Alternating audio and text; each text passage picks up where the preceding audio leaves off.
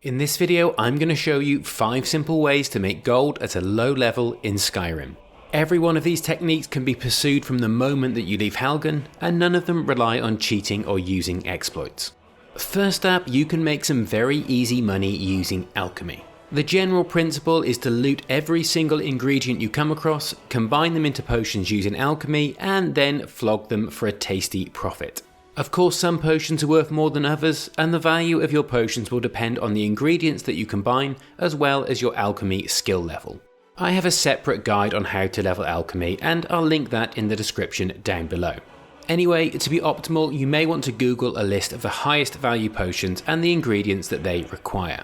Some of them can net you ridiculous amounts of gold for a single potion, as you can see on the screen right now.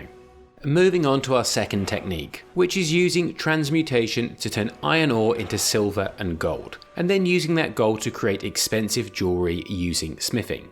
The first thing you're going to need to do is get the Transmute spell, which can be found at Halted Stream Camp at this location on the map. Once you get to the camp, you're going to need to enter the mine, kill the guard and loot their key to get through the first gate, and then clear out the bandit leader and their cronies in the next room.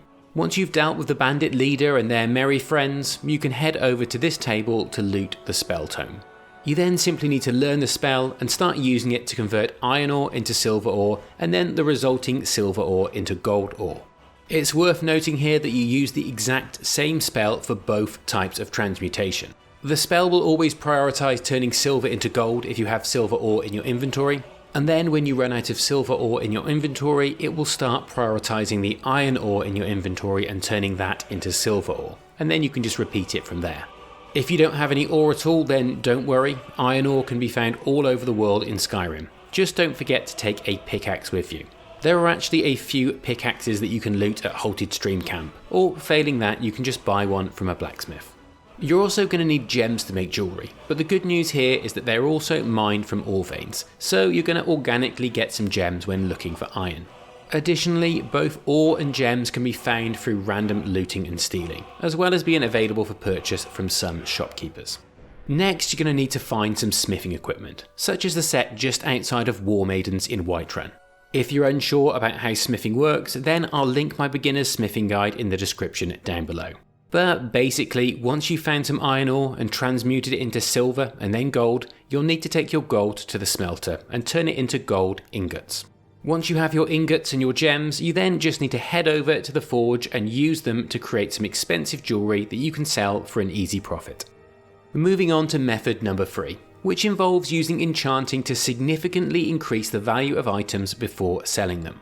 This is a great one to combine with the previous method, as you've already done all of the work to create jewelry, so sticking an enchant on it to get a bit more value out of it just makes sense. You can also enchant weapons, armor, and jewelry that you loot as part of normal gameplay, which makes this a pretty organic and easy way to make gold as part of a more natural playthrough. You will of course need to understand how enchanting works to take advantage of this method, but it's really not that complex, and as with alchemy and smithing, I have a beginner's enchanting guide on my channel, and I'll link it in the description down below.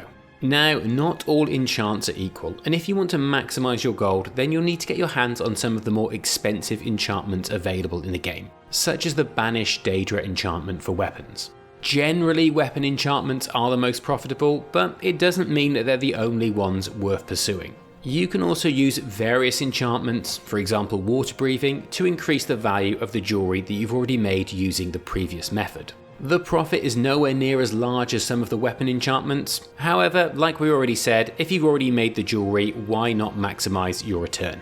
There are many enchants in the game, and it would take way too long to list them all here, but a quick Google search will give you what you need. It's also worth noting that as your enchanting skill becomes higher, you'll be able to add more powerful enchantments to an item, and as a result, you'll be able to sell that item for more money. Moving on to gold making method number 4, which is engaging in some good old-fashioned crime. All you really need to get started is membership of the Thieves Guild, a few lockpicks, and a wanton disregard for the law. In terms of joining the Thieves Guild, you may have already guessed that I have a guide for that, which I'll link in the description. And the reason that you need to do this is so that you can gain access to a fence in order to sell your stolen items, as you won't be able to sell them to any other merchant. On top of this, you'll also gain access to some decently profitable missions, as well as some fantastic items and a generally enjoyable questing experience. One particularly easy way to make a bit of gold early on in the Thieves Guild questline is during a quest called Dampened Spirits, which is the second main quest that you'll be given after you've joined. This quest takes place primarily at Honningbrew Meadery. Basically, after you finish the quest, Malus Macius will become a fence. And the beauty of this is that he'll actually stay in place at the meadery, which will allow you to steal all of the mead in the building and sell it straight back to him, rather than having to cart it all to a fence in Riften. It is worth noting, however, that there is a known bug in which Malus doesn't actually become a fence. And if this happens to you, then yeah, you're just going to have to sell the mead to the fence in the Ragged Flagon. It's not as efficient, but there's still some easy gold to be made if you're doing the quest anyway. On top of this, I'd also suggest targeting high value areas such as the Markath Treasury House, the various Jarl's living quarters, the College of Winterhold, and the many shops that you will find in Skyrim. Just don't get caught. A final tip when it comes to stealing is to target items with a favourable value to weight ratio. This is so that you don't become encumbered with a load of low value heavy armour, for example. Ingredients, gems and jewellery are all good examples of this type of item. My fifth and final gold making tip for you is the simplest of all, and it's probably the one to go for if you don't even want to think about making gold and you'd rather just play the game whilst making some gold organically. If this is you, then I'd suggest joining the Dark Brotherhood as soon as you leave Helgen, and then following the storyline all the way through. Not only is this one of the best questlines in the entire game, it also gives you access to some excellent weapons and armour, as well as a whopping 20,000 gold reward for completing the final mission. There is no other quest in the game that I'm aware of that gives this much gold for a single mission. So this is a great one for getting a nice chunk of gold for simply following a quest chain.